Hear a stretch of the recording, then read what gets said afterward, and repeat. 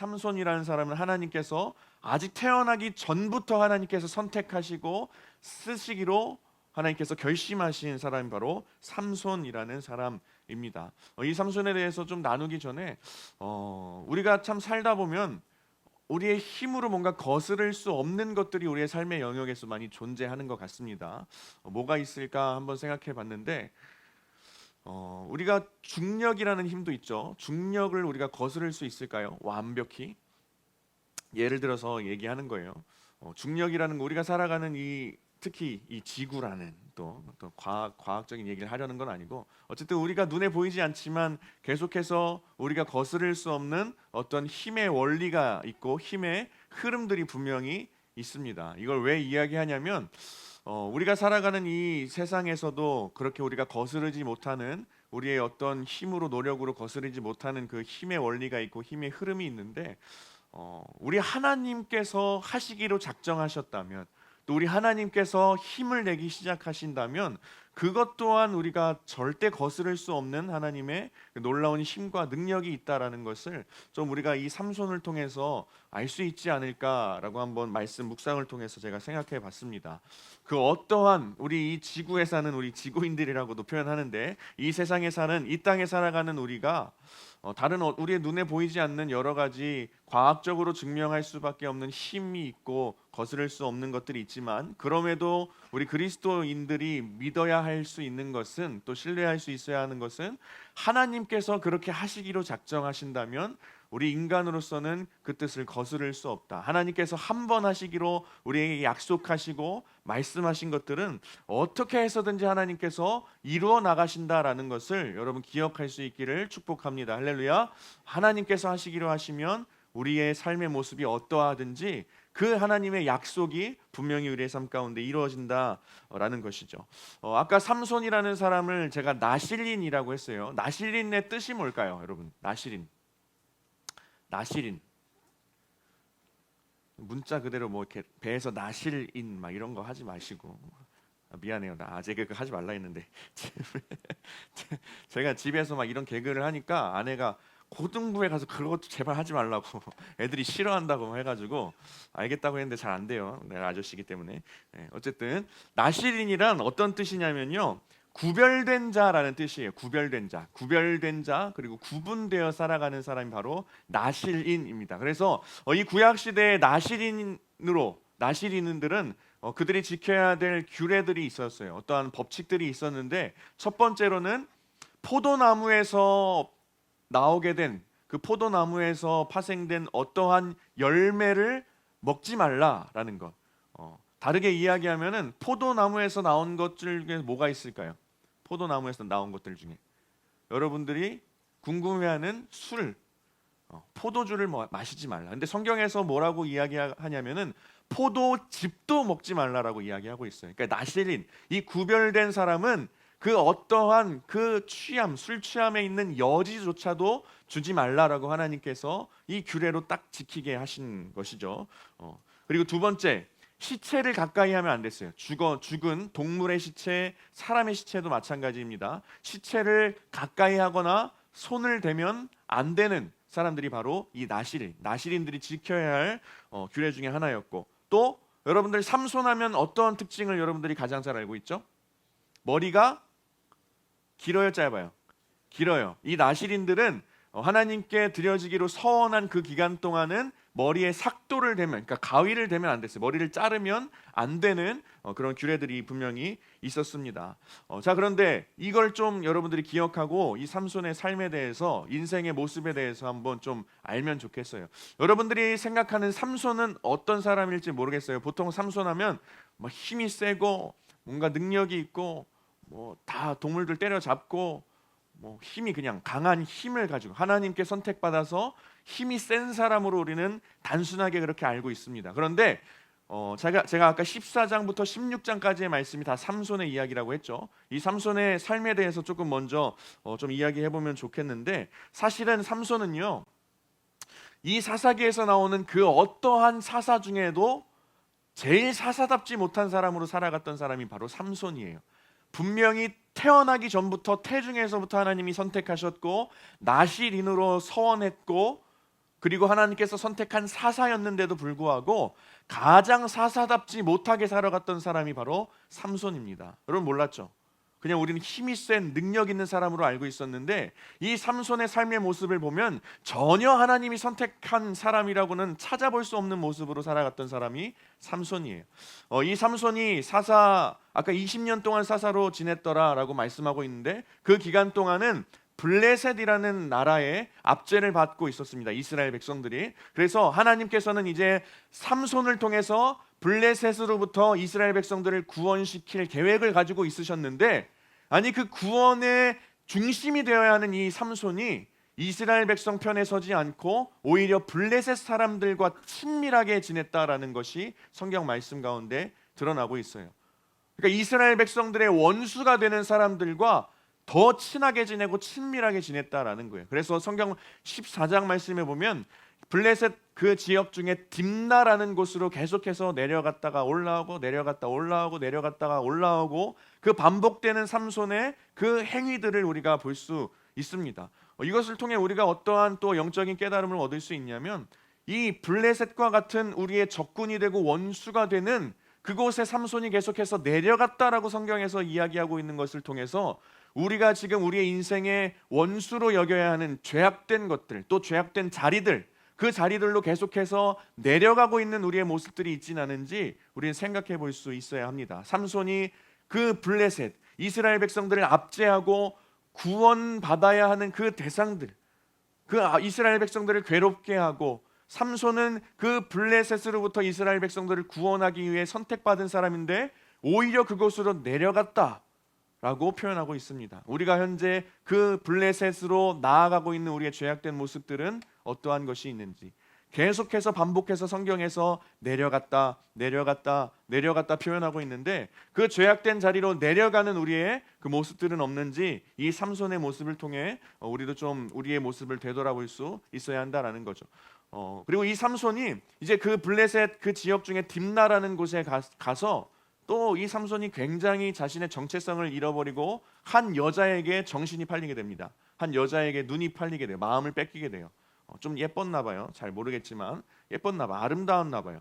그래서 이 나시린의 특징 중에 또 하나가 이방 여자와 결혼하면 안 된다라는 또 규례가 있었어요. 근데 심지어 블레셋 원수가 되는 그 블레셋 여자에게 정신이 팔려가지고 뭐 예뻤겠죠, 아름다웠겠죠. 정신이 팔려서 다시 집으로 돌아가서 부모님에게 내가 마음에 드는 여자가 이 블레셋 딥나라는 곳에 있으니 결혼 좀 시켜달라고 막 찡찡대면서 고집을 피우기 시작합니다. 내가 마음에 드는 여자가 저기 있으니 이 여자를 내가 좀 결혼할 수 있게 좀 해달라.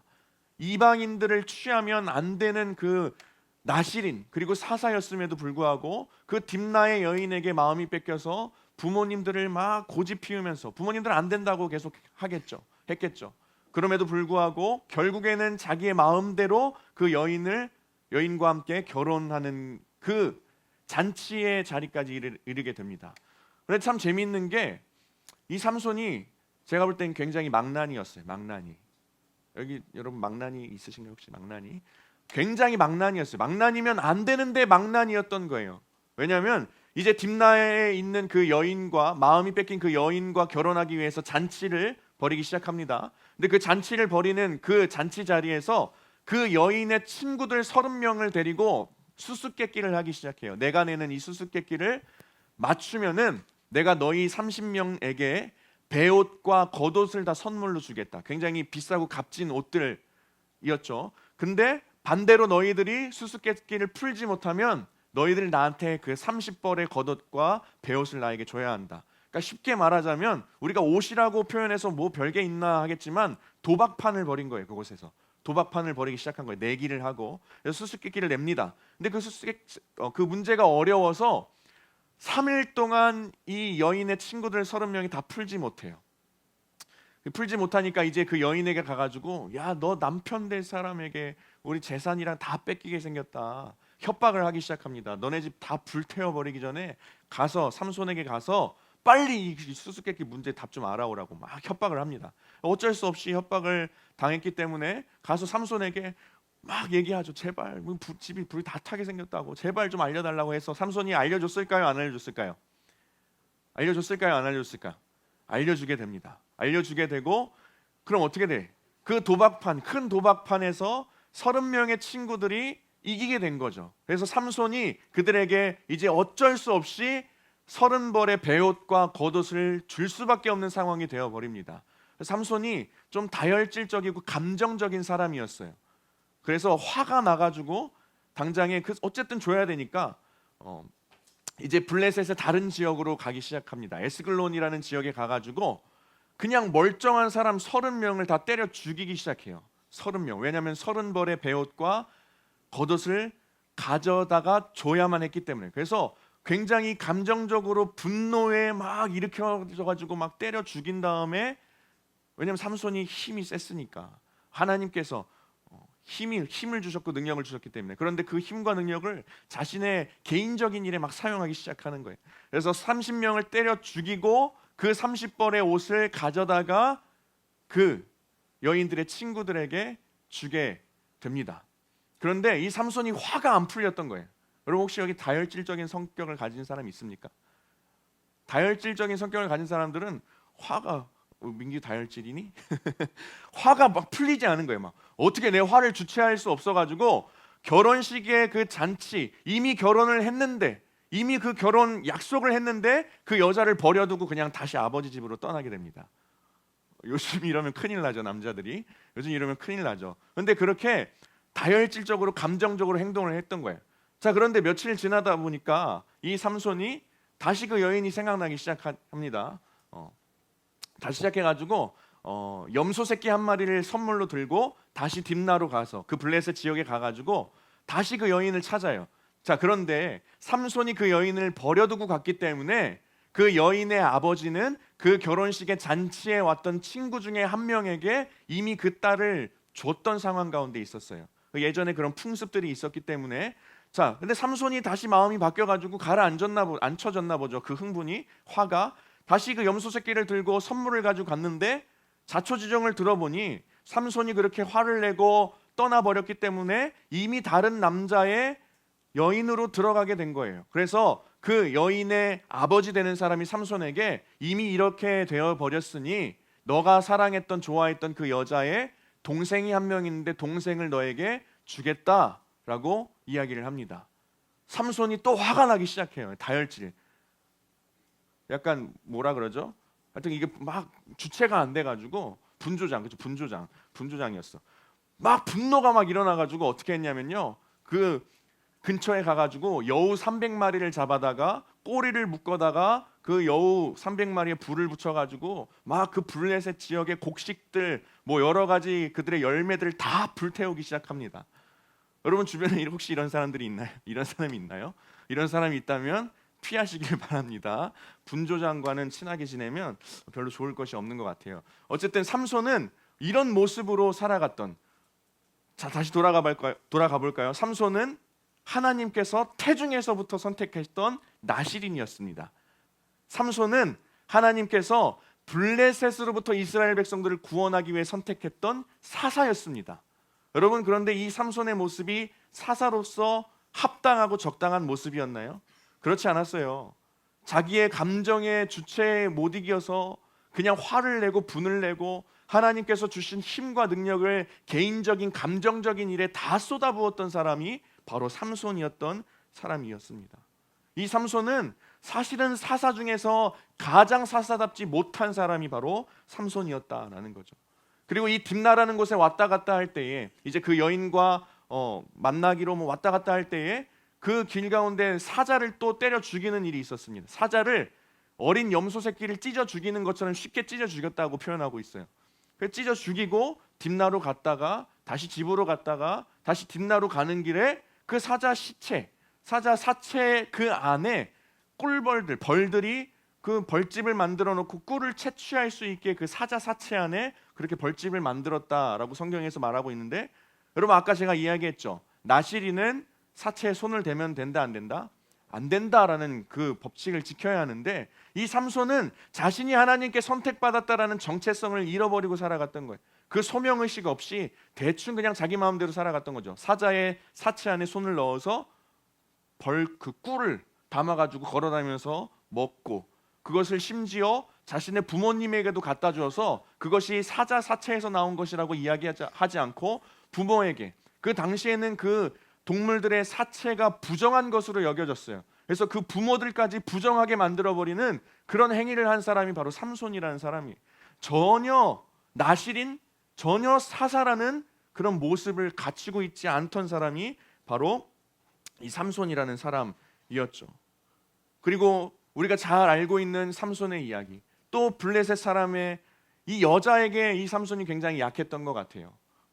그래서 블레셋 사람 중에 또 들릴라라는 여인에게 또 사랑에 빠져가지고 늘 그 여인의 무릎팍 안에서 무릎에 누워서 지내고, 그러다 보니 여러 가지 그 유혹들을 잘 넘겼지만 결국에는 자신의 그 힘의 원천인 그 머리카락을 자르면 난 힘이 없어진다라는 그 비밀과 그 사실을 알려줌으로 말미암아 어떻게 되죠? 결국에는 오늘 우리가 읽었던 그 본문의 내용이 어떤 상황이냐면, 이 삼손이 머리가 잘리고 힘을 잃어서 묶이게 된 거예요. 그리고 두 눈이 뽑히게 된 상황 가운데 이르게 된다라는 거죠.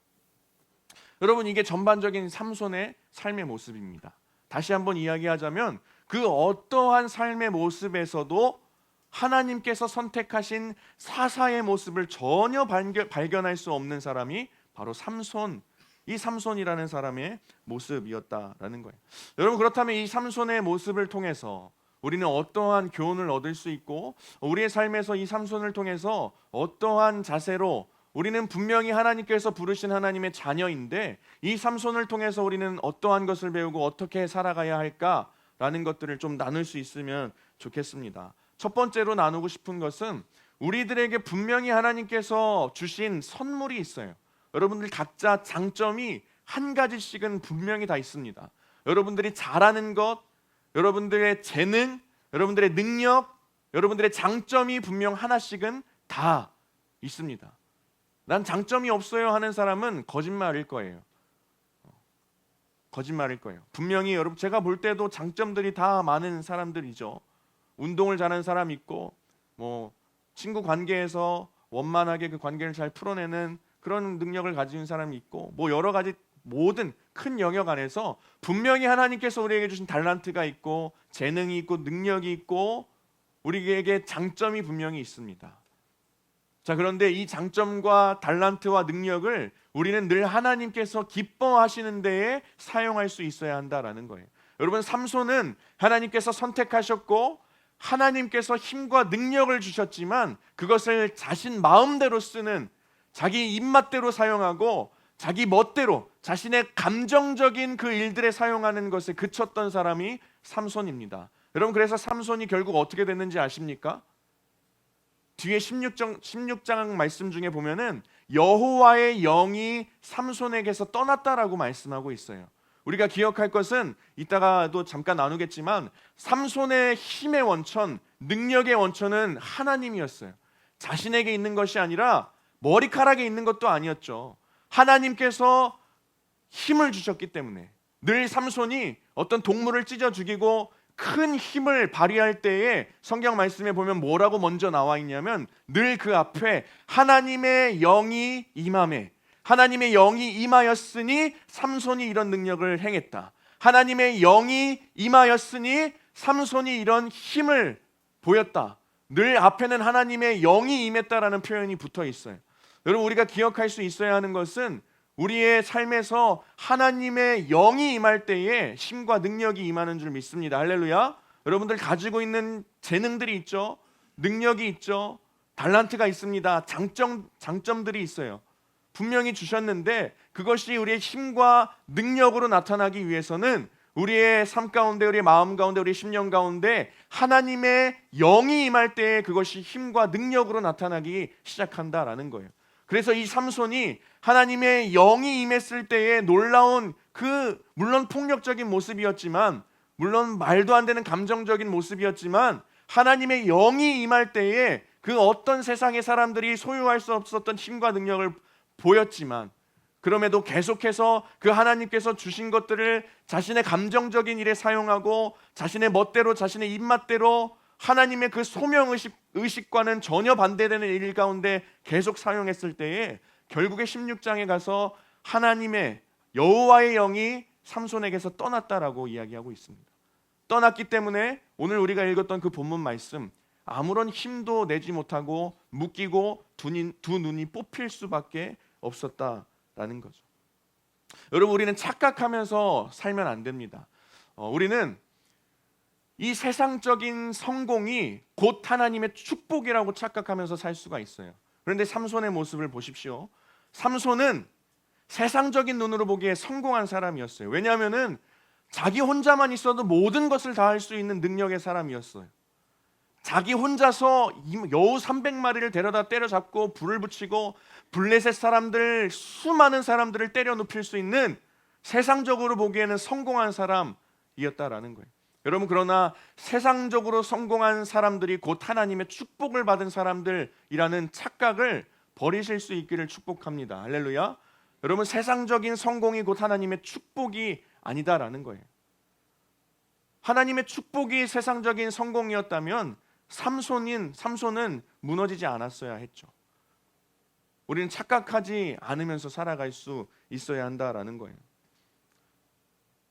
우리가 잘 알고 있는 사도 바울이 로마서 1장 말씀에서 뭐라고 이야기하냐면 우리 하나님께서 우리에게 하실 수 있는 가장 최악의 일 중에 하나, 가장 최악의 일은 우리가 갈망하는 성공을 우리에게 응답하시는 것이 가장 최악의 일이라고 말하고 있어요. 로마서 1장 말씀에 보면 사도 바울이, 여러분 각자의 소망이 있죠. 세상적으로 이루고 싶은 성공의 욕구들이 있고 소망들이 있습니다.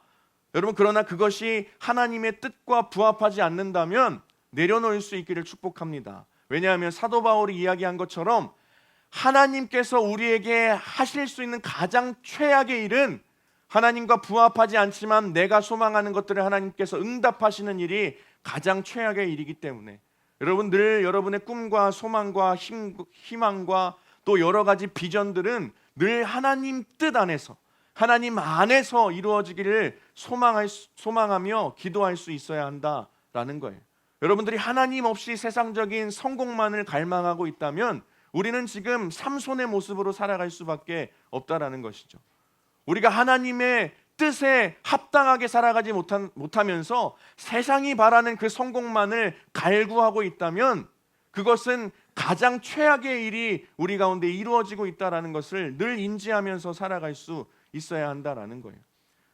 물론 하나님께서 여러분들 잘 되는 것을 원하지 않는 것은 아닙니다. 그러나 우리가 지금 하나님의 뜻에 맞게 살아가고 있는지, 하나님의 기쁨이 되면서 살아가고 있는지, 지금 여러분들에게 주어진 여러분들의 재능과 달란트와 능력과 여러분들의 장점이 하나님께서 기뻐하시는 올바른 곳에 사용되고 있는지 우리는 늘 영적으로 깨어 있으면서 점검하면서 살아갈 수 있어야 한다라는 거예요. 그렇지 못한다면 여호와의 영이 삼손에게서 떠났다.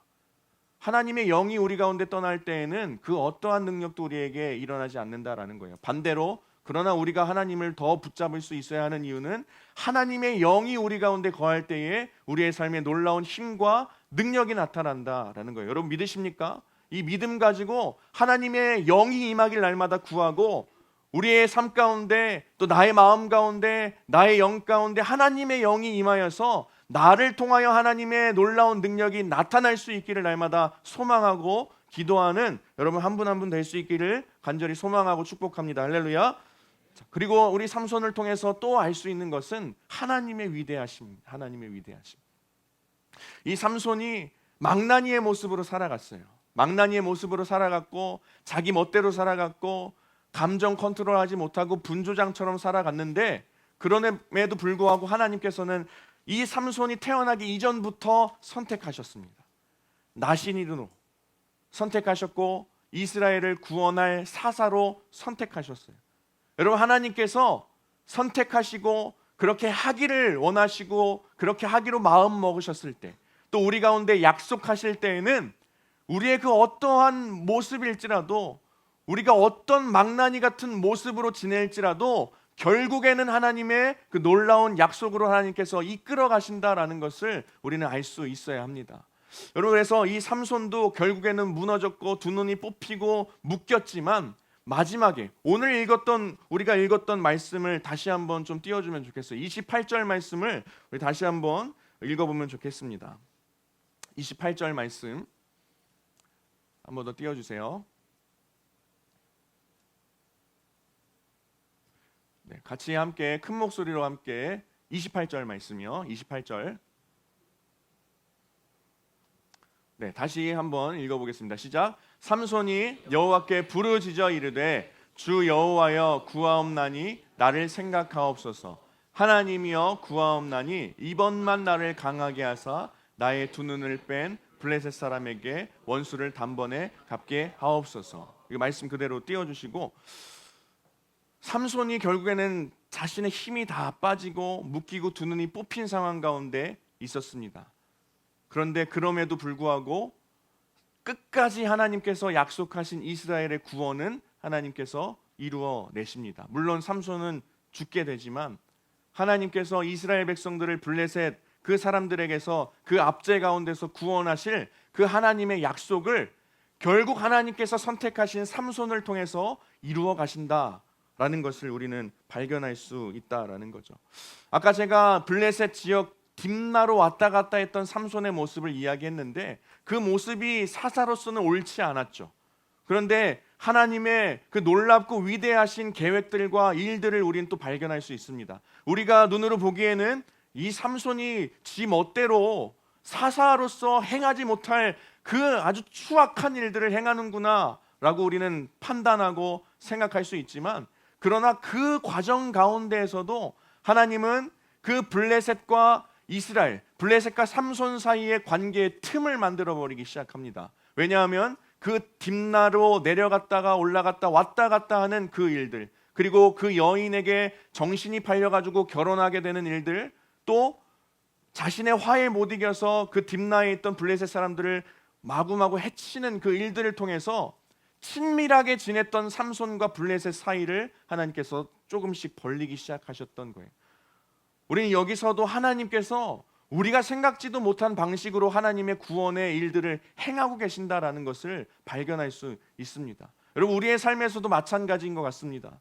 우리는 이해가 안 가고 우리는 납득이 안 가도 이게 도대체 하나님께서 일하시는 나의 인생인가 싶더라도, 여러분, 우리의 삶의 그 모습 그 자체를 통해서도 하나님께서 하나님의 놀라운 구원의 역사, 하나님의 놀라운 능력의 역사가 지금도 여러분 한 사람 한 사람의 삶 가운데 계속해서 이루어져 나가고 있다라는 것을 이 삼손의 이야기를 통해서도 우리는 알 수 있다라는 거예요.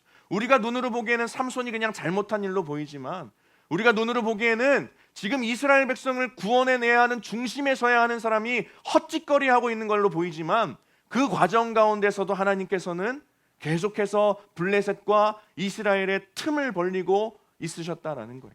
그 어떠한 순간도 하나님께서 일하시지 않는 순간은 없다라는 것을 여러분 믿으시길 바랍니다. 할렐루야. 여러분, 그 믿음으로 살아갈 수 있으면 좋겠습니다. 그리고 이 말씀, 이제 삼손이 자신의 그 모든 것을 다 잃었을 때에 그제서야 비로소 겸손한 마음으로 그 주권자 되시는 하나님께 기도를 하기 시작합니다. 이때 물론 이 삼손이 이 기도를 할 때에도 복수심에 불타올라서 내가 저 블레셋 사람들을 죽일 수 있게 해주십시오라는 그 복수심의 마음이 있었지만, 이 삼손이 기도했던 표현들을 보면 이제는 나의 힘을 의지하는 것이 아니라 나의 힘이 있게끔 하셨던 하나님의 주권을 인정하는 기도, 그리고 내가 높아져서 살아갔던 삼손이지만 이때는 겸손한 자세로 하나님께 구하는 이 표현들을 우리는 발견할 수 있다라는 거예요. 그래서 주 여호와여 구하옵나니 나를 생각하옵소서. 하나님이여 구하옵나니 제발 이번만 나에게 다시 한번 그 강함을 나에게 허락하여 주셔서 내 두 눈을 뽑고 나를 묶고 있던 저 블레셋 사람들을 내가 다 무찌를 수 있도록 나에게 한 번만 능력을 나에게 주십시오 라고 그 간절한 소망의 마음으로 하나님께 기도를 하기 시작했던 것이죠. 여러분, 현재 여러분들이 하나님을 돌아서서 하나님을 바라보지 못하면서 살아가는 모습들이 있다면, 여러분 다시 한번 이 삼손의 기도처럼 간절하게 하나님께 구할 수 있는 겸손함이 여러분들 가운데 있을 수 있기를 소망합니다. 하나님께서는 약속하신 것을 분명히 이루어 가시는 분이시고, 우리에게 하시기로 하신 것들을 분명히 이루어 주시며, 우리에게 말씀하신 것들을 분명히 이루어 주시는 분이 바로 우리의 하나님이라는 것. 그래서 우리가 때로는 삼손처럼 망나니처럼 인생을 살아갈지라도 다시 한번 무너졌을 때의 겸손함으로 우리의 주권자 되시는 하나님을 바라보며 기도할 때에 다시 한번 우리 가운데 임재하시고 다시 한번 나 한 사람을 통하여서 하나님의 놀라운 일들을 이루어 나가신다라는 것입니다. 여러분, 그렇게 겸손함으로 다시 한번 하나님을 바라보는 여러분 될 수 있기를 축복합니다. 여러분, 그리고 이 삼손의 모습을 통해서 우리는 예수님의 모습을 조금이나마 볼 수 있습니다. 삼손 한 사람을 통해서, 삼손 한 사람이 죽음으로 인하여서 이 이스라엘 백성들이 구원받은 것처럼 우리 예수님도 예수님 한 분의 죽음으로 인해서, 물론 삼손의 그 일들보다 더 위대한 분이 예수 그리스도이시죠. 예수 그리스도의 그림자밖에는 안 되는 삼손이지만 삼손을 통해 우리는 예수님을 다시 한번 기억할 수 있어야 합니다. 여러분, 이 삼손 사람입니다. 이 삼손이 연약함을 보인, 사사였지만 연약함을 보인 모습을 통해서 우린 또 어떤 것을 알 수 있어야 하냐? 하나님께서 세우신 사사이지만 그 삼손 자체가 완벽하고 위대한 사사가 아니라 결국에는 우리의 삶 가운데 완전한 사사 되시는 분은 하나님이시다라는 것을 여러분 기억할 수 있기를 바랍니다. 물론 사람을 세우셨지만 사람이 완전한 사사가 아니라 하나님이 우리의 완전한 사사 되셔서 우리를 구원하시고 그 완전한 사사이신 하나님께서 이 땅에 오신 분이 예수 그리스도이시고 그 예수 그리스도 한 분으로 인하여서 단번에 우리의 죄악된 문제들이 해결되었다라는 것을 여러분 기억하면서 살아갈 수 있기를 바랍니다. 여러분, 아까 우리가 마지막 우리 패세지와 찬양할 때에 우리는 예수 그리스도로부터 구원받은 자라는 찬양의 가사의 고백을 올려드렸어요. 여러분, 예수 그리스도로 인하여서 구원받은 주의 자녀들이십니까? 정말 주의 자녀들이십니까? 그렇다면 여러분, 우리 가운데 우리가 하나님의 자녀로 선택받았지만, 하나님의 자녀로 삼아주셨지만 여전히 우리 안에 삼손과 같은 영적인 망나니와 같은 삶의 모습들이 분명히 있다라는 것이죠. 그러나 이 찬양의 가사처럼 옛 모습은 우리가, 옛사람은 벗어버리고 이제는 그 하나님께서 원하시고 바라시고 기뻐하시는 모습으로 살아갈 수 있어야 할 줄 믿습니다. 그것이 여러분들에게 능력 주시고 힘을 주시고 장점과 여러 가지 달란트를 주신 하나님께서 원하시는 우리의 모습이라는 거예요. 다른 헛된 곳에 우리의 에너지를 쏟지 않고 다른 헛된 곳에 우리의 그 달란트를 사용하면서 내 마음대로 살아가는 것이 아니라 이제 예수 그리스도로 인하여서 예수 그리스도께서 십자가로 우리를 구원해 주심, 그 단번에 우리를 구원해 주신 예수 그리스도로 말미암아 구원받은 백성이라면 이제는 우리의 삶이 변화되어야 한다라는 것입니다. 여러분들의 삶에서도, 여러분들의 일상의 그 모든 순간에서도 우리는 늘 하나님의 뜻 안에 거하기를 힘써야 하고, 세상적인 욕심과 세상적인 성공을 쫓아 살아가는 그 무너지는 최악의 일을 걸어 나가는 것이 아니라 우리는 하나님 안에 거하며 하나님의 영이 임할 때의 능력을 나타낼 수 있는 우리의 삶이 되어야 한다라는 것입니다. 오늘 이 말씀 기억하면서 우리 함께 찬양하길 원합니다.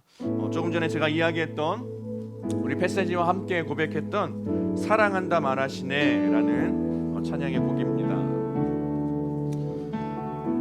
이 찬양의 가사들을 잘 묵상하면서 정말 여러분들이 하나님께 올려드리는 고백 되길 원하고, 정말 이 가사의 고백대로 여러분들의 삶이 변화되길 원하며, 이 가사의 고백대로 하나님께 기쁨 되는 여러분들의 인생이 될 수 있으면 좋겠습니다. 우리 함께 찬양하며 나아가겠습니다.